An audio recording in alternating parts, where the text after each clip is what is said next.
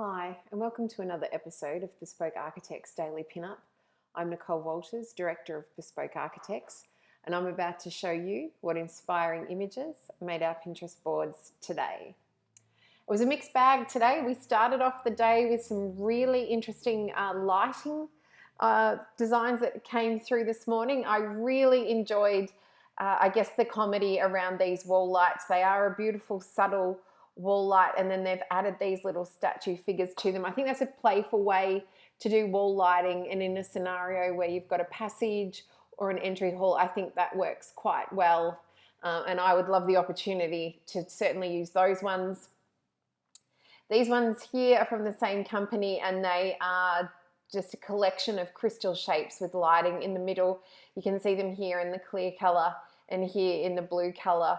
Again, it's just that texture and color that's really appealing about that pendant light, and as it is something a little bit different, it's something that would work well over an entry area, over a stair, or over a dining table. So somewhere where you want that feature lighting without necessarily the task lighting. So that's why those are on the board. And then finally, this little wall light here. You'd have to be a fan of bulldogs, which I am. That's what makes that one so appealing, with the little dangling lights here. I just think that's gorgeous and would make a really fun sort of, bedside reading light. Might be the scenario where you'd want to use that one. So that has made the board today. All of these pins can be found on our lighting board. Moving on, this little project here, it was around the openings and the windows. So you can see here they've got a door, they've got some beautiful door furniture on that door. We have a transom window above, and then this big fixed pane next to the door, and then there's actually a stone wall in between those mirrored images there. So I just really like that use of, the window itself doesn't have much of a frame, and then we see the timber frame of the door and those big pieces of fixed glass. It's just a really beautiful composition for a window. The North Melbourne Terrace certainly had a couple of inspiring images from it today. This is it from the back garden, and I really just enjoyed the way the soft landscaping sort of brought you up these steps into the property, onto that alfresco area here. This is it from an above view, and you can see that cantilevered sort of first floor there. We can see the bottom of it here, and just the way they've used their materials. So they've got external window furnishings. We can see it down in this image and up here, and they're both down on that image. So this one's actually on our materials board. This one is on our landscaping board. I really enjoyed their bathroom in this project. The shower over bath, we've talked about that before, being an economy of space. The use of the shelf over the vanity, and it has got a concealed cistern toilet, and then the shaving cabinet. So it's got all the elements that I like to use myself. The palette is very, very dark. I have mentioned before, I do have a black bathroom at home, so unless you've got great task lighting, it can be a challenge. But I do see it's got a big window. It does have a lot of mirrors, and I can see some task lighting above that bench just there. So it is a beautiful layout for a bathroom, and what I really like from their project is the concrete bath. I'm a fan of concrete, as we know by now. I do have a concrete sink at home in my kitchen, and I've always wanted to have a concrete bath because I just think the color of it is, to me, rather calming over a stark white bath. The texture of the concrete, the patina in the finish, so it's not a crisp finish, it does have a patina to it. So I really enjoy that as a material for a bathtub, and there again they've used it and formed up some beautiful vanity basins that just sort of fall gently to the back there. From that same project, this image here is their kitchen, and it's just that really dark palette. Again, we're seeing it from the bathroom translating into the kitchen. It does have some natural light coming through the timber screen section here and the staircase, but it is a rather dark kitchen. So again, unless it's got really great task lighting, it's going to be a challenge to prep in without turning that on, I guess you'd say. And then here I just pinned this one from that same project, and it was more about the furniture, the colours of that furniture, the fact that the armchair and the couch, while complementary, are not the same. So there's a bit of a contrast there, and the way that it's interplaying with the dining room table that we can also see in this image here. So that's why that little project has made the board. This image up here, it was more about that very horizontal or linear looking building structure here, and the way that sort of cantilevers over that gentle slope. I really like that as a form in the landscape. This image here, it was about the double-sided bookshelf being on it. It's very much like a traditional library, and you've got the natural light and the chair at the end there. As I've mentioned before, my partner is into antique book sales, and he would be horrified to see that amount of natural light getting on the cores of those books and potentially damaging them. So you could fix that with a window furnishing of some kind. But it is a really nice and sort of interesting way to display your books. So that's why that one's on the board. It will be on the book board. I have a books board and a joinery board, and I tend to put these sort of images on books rather than joinery. Moving along, this little project here, it was the staircase. That is a steel stair. It is cantilevering off this concrete wall, and you can see the bolt fixing in the tread there. It would be interesting to walk up and see the amount of flex that was actually in those stair treads when we fix from one side, and then have treads, I'm just leaning forward here, that don't connect to the balustrade. They are going to flex a lot the further you stand away from the support point over here at the wall. So it would be an interesting experience to walk up that staircase. The Bainfield house, I put on the board for this one. It was actually around the image of that stove. I really liked that as an appliance. That oven doesn't actually have a glass door. It's a solid door. That is on our kitchen board under appliances. This is another image of that same kitchen, but it was more the mezzanine level up here that caught my eye. It's a steel structure that you can see here, and it actually has a mesh or a netting infill that's quite evident, more evident in that photo. So that's why that one has made the board. This one here, it was that really interesting solid element gable shape, and then this cutout in the lighter color that really makes that a facade that pops and is interesting. So that's why that one's on the board. This one I pinned for the fireplace. It's a four-sided fireplace treated as a double-sided fireplace in that it has a structure above and below, and well, it's a three-sided fireplace. But they've left this side open, so you actually can see all the way through that fireplace. So I just found that a really interesting way to do a fireplace, and the choice of material around that chimney. And it's a solid panel, rather large tile. If you look beyond that in this image, you'll actually see a window seat made in plywood, which is their preferred wall material that we can see here. And there's actually a swing rope in that property as well. So just a really playful space and a really interesting way to do a fireplace. Speaking of fireplaces, an original early Bauhaus option here. And it's just got that really sculptural fireplace that we can see acting as a room divider, a bit like this one. And I would say less solid feeling than this one, even though this one's open where the fireplace itself is. This one having the little cutout above, and then that sculptural sort of almost feminine form to it makes it feel less solid, and I think it's the lighter material that does that as well. So that's why that one is on the board.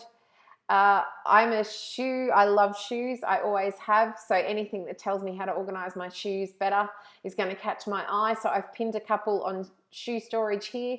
This one, obviously, really serious stuff. We've got racking and clear empty trays that pull in and out and store a full pair of shoes, and they are taking high top sneakers. So you could assume that they would take stilettos as well. That's one way to do it. This way here is where you display all your shoes on sort of that movable rack.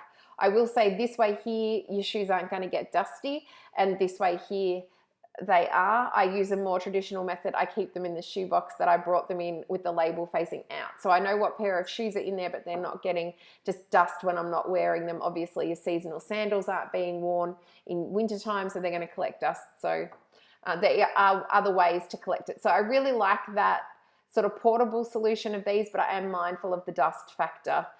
And that applies equally to the shoes as it does to those clothes. I have had that system before at home, and it really annoyed me. I would pull out a jacket to wear that I hadn't maybe worn for 3 months, and where the hanger had been, I would have a line of dust on my shoulder. So just something to be aware of with those really trendy sort of display all your clothes racks. They don't help you with dust factor. The library house here had a couple of really interesting images in it. I really enjoyed this pond and roof garden. Obviously in Australia we have a lot of regulations about falling off things, so there would actually have to be a balustrade up there. But that is beautiful landscaping on the roof. If you get a chance to check out this pin and click on the link, you'll see some more lovely images. And here, the way, that's that same roof that we're seeing here. So it's a sloping site where it's sort of street level at this end. And as we descend down the block, the house itself is just getting bigger. So it's not adding an extra story, it's just growing the volume to follow the slope. And then the way that they've landscaped it with the hardscaping hard up to the building, which every structural engineer would praise you for doing, because it keeps the garden beds away.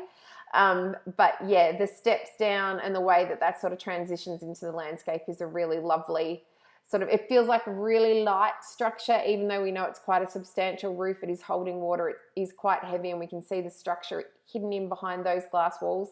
But it is a lovely design there. And then this here, it was about the staircase between those levels, so this level to this level in that property.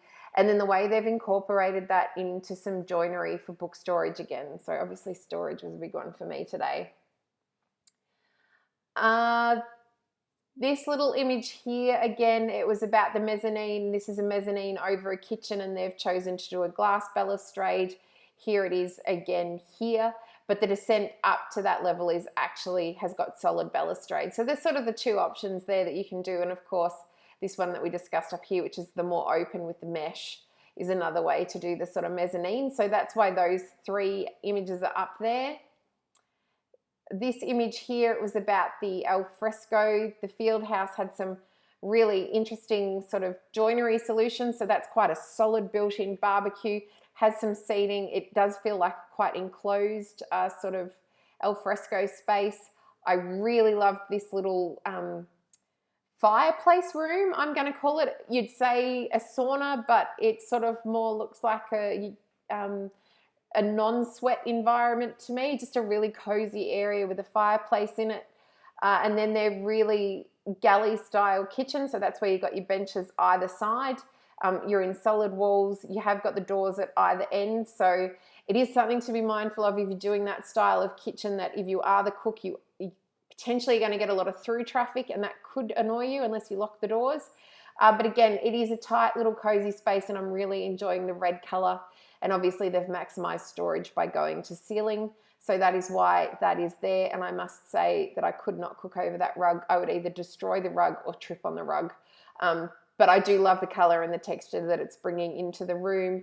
And then from that same house, we have this sort of seated area. It's not internal. I'm going to guess it's a cold climate just from the material palette and the way that a lot of the indoor-outdoor spaces are working. But it is a really lovely design. Again, it's the color palette, it's the use of the steel windows. Everything feels quite light, and then you've got this rather heavy roof structure sitting on top of it. So that's why that one made the board. The O House, incredible book storage. So we can see it here, and it's a really beautiful image with the window above, and then we get the scale of it in this image over here. So we've got the concrete dado panel up to probably 2.4 meters in height, and then we start with this book storage. So of course you're going to need to bring in the old school steel library ladder. And there's, as you can see, this is the space, this is it. We're standing up on this mezzanine level. This is an image of it here. We're looking over the edge, and there's book storage at least down 2, if not 3 sides of this lower lounge area. And then above, there's more book storage here that hasn't been filled in, and sort of a study space there. So that's a really interesting way of doing that. It would certainly apply to a residential situation, the COVID working from home situation. That would be a beautiful space to sit in. Just be mindful though, of course, if you've got small children playing down here, the noise would travel up, particularly with the materials palette of this space with all these hard surfaces. That noise is going to echo. But it would be a beautiful place to sit and work, and then potentially look down at the lounge area and think, as a reward for finishing my work today, I get to go downstairs. So that's why that project has made the board, and then just its little outside fire pit. I quite enjoyed that, and the way the landscaping is so simple. It's obviously set in quite a natural environment. There seems to be a lot of trees that we can see out various windows, and then they've kept their very neat and proper piece of lawn, and then this gravel section with the fire pit, a very ordered piece of landscaping in amongst the natives. So that's why that made the board. And then lastly, this little kitchen island bench. I just really liked the materials of that. And then the dividing wall into what looks to be a working butler's pantry. So we can see the oven behind there. So it's quite minimalistic in its approach to the rest of the house. And then the cooking zone itself is concealed. So that was all the very inspiring images from around the internet today. Some really great houses out there to take a look at. If you are interested, you can find all this on Pinterest, and it's a matter of clicking on the link. It will take you to the relevant articles. If you enjoyed this video, there are a lot more of them on YouTube. We are posting some of them up onto Pinterest and up onto our Instagram. Unfortunately, due to formats and file sizes and the length of time I talk, they're sometimes too long for those locations socially to be pinned. So if you are looking for the full video, please check out the rest of our things on YouTube. Enjoy the rest of your day, and I look forward to talking to you tomorrow about all the inspiring images. Until then, take care. Thanks.